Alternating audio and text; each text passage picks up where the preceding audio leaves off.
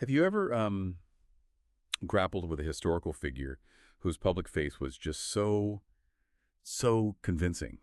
And then finding out the truth felt like reality itself was sort of violated. That's kind of where we're going today. We're digging into the files, the research, the psychological profiles on Ted Bundy, one of America's most, well, infamous figures. Our goal here isn't just to retell the story you might already know. It's more like a forensic look at deception itself. We really want to get at that core question. How could someone polite, educated, good-looking, even politically ambitious, how could that hide such, well, unspeakable evil? And, this story keeps resonating because it just forces you to question everything about trust, about reading people. It really does. And, often these discussions about Bundy can get bogged down in just the sheer amount of information. There's so much. So what we want to do in this deep dive is structure it to pull out those really specific, chilling insights, the psychological stuff, the tactics, the performance aspect. We're looking for the why. Why are we still fascinated? And we're focusing on how crucial that act of fooling people was to his whole sense of self. Okay, so let's start by setting the scene a bit. Mm-hmm. The sources really paint this picture of the 1970s.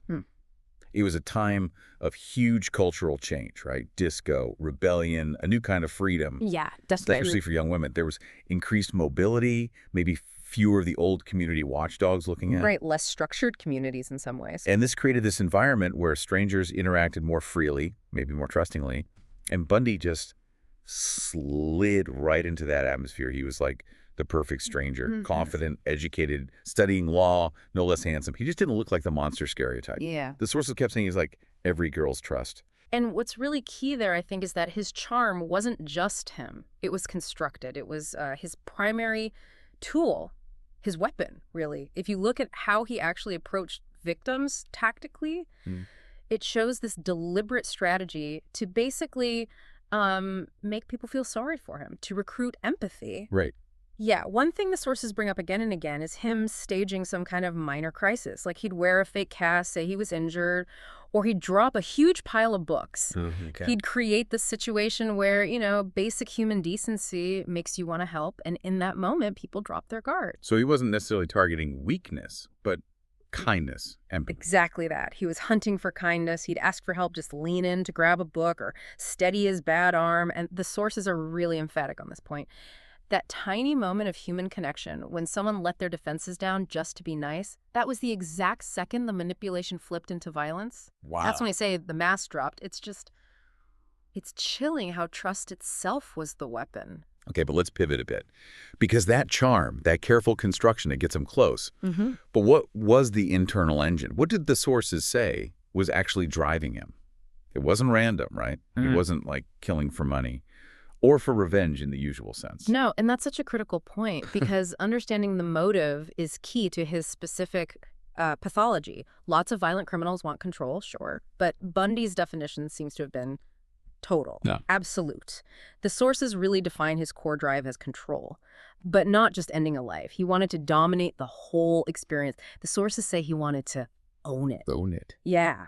Own the person, own their final moments.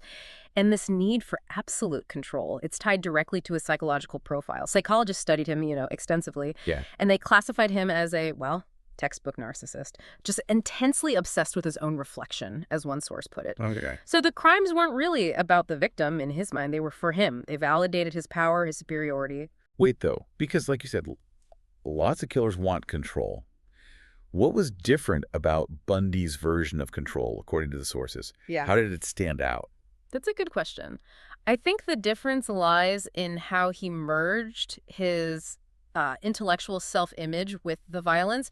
It wasn't just brute force. His crimes often seemed to mirror the kind of calculated steps a lawyer might take to win. Planning, execution, covering tracks. He seemed to be proving his intellectual superiority by outsmarting everyone, society, the police. So the control wasn't just physical over the victim. It was intellectual dominance over the whole system that was trying to catch him. And this intellectual arrogance, this need to be seen, it led straight into that really bizarre courtroom stuff, didn't it? Oh, absolutely. Choosing to represent himself. Yeah. I mean, facing capital murder charges and turning the whole thing into a performance. It's incredible. He wasn't just defending himself legally. He was like auditioning for the part of the smart, misunderstood guy who's been wronged. The sources say he acted like he was starring in his own movie. cross-examining witnesses dramatically, playing to the cameras, charming the press, the people in the gallery. He was looking for that validation even then. Exactly. It was pure narcissism in action. Mm. If he couldn't control the actual outcome and the evidence was making that impossible, then he'd control the narrative. He was trying to prove, even in chains, that his mind, his charisma, were just fundamentally better than everyone else trying to pin him down. And speaking of pinning him down, we have to talk about the escapes. I mean, that's one of the most shocking parts of his story. His sheer nerve. Right. Just when people thought, okay, they've got him, boom, he's gone. Not once, twice. Twice. It's staggering. And those escapes really cemented that almost mythological status he got. The first one, that was from a courthouse in Colorado, right, in 1977? Yeah, Aspen. He'd somehow talked the guards into letting him use the law library alone again, playing that law student card. Using the system against itself. And just jumped out a second-story window. It was bold, but maybe kind of impulsive. Maybe.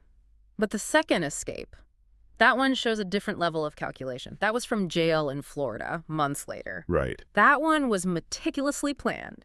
He apparently researched the building structure, lost a lot of weight so he could fit through a small opening he made, spent days sawing through the ceiling of his cell. Wow.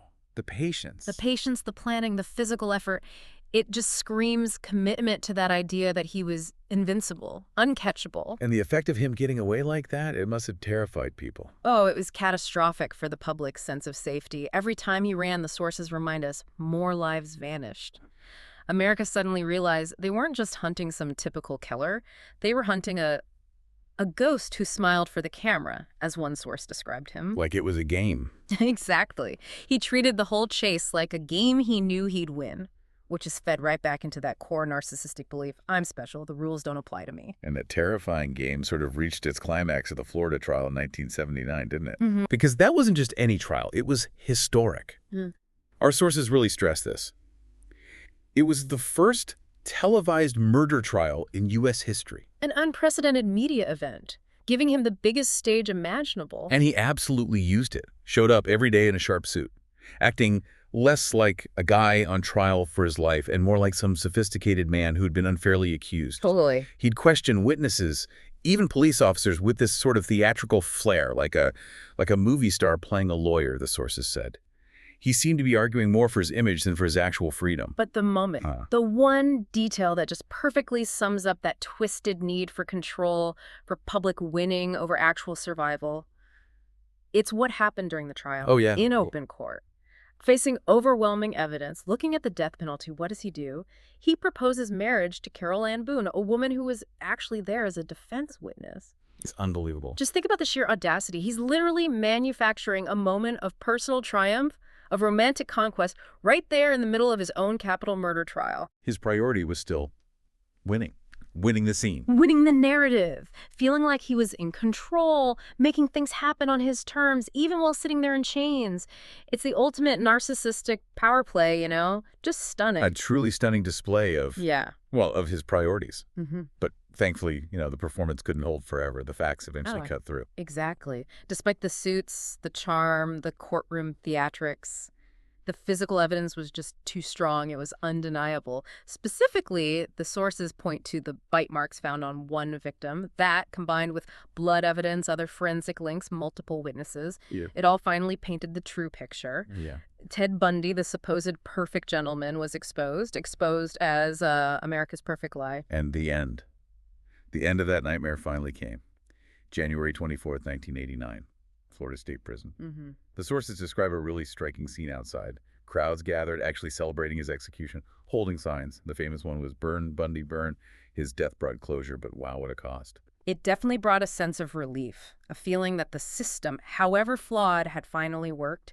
But the question that kind of lingers, the one that keeps fueling research in this dark fascination, it remains, doesn't it? How many other people out there have that same toxic mix, that severe narcissism, that calculated deception, that absolute need for control, and are just walking around undetected? Right. Because the knowledge of how this kind of hidden evil works, it doesn't just die with one person. The threat of that hidden sociopathy, the charm, asking a total lack of conscience, it evolves, as the sources say. It learns how to hide even better. It integrates into seemingly normal, successful lives.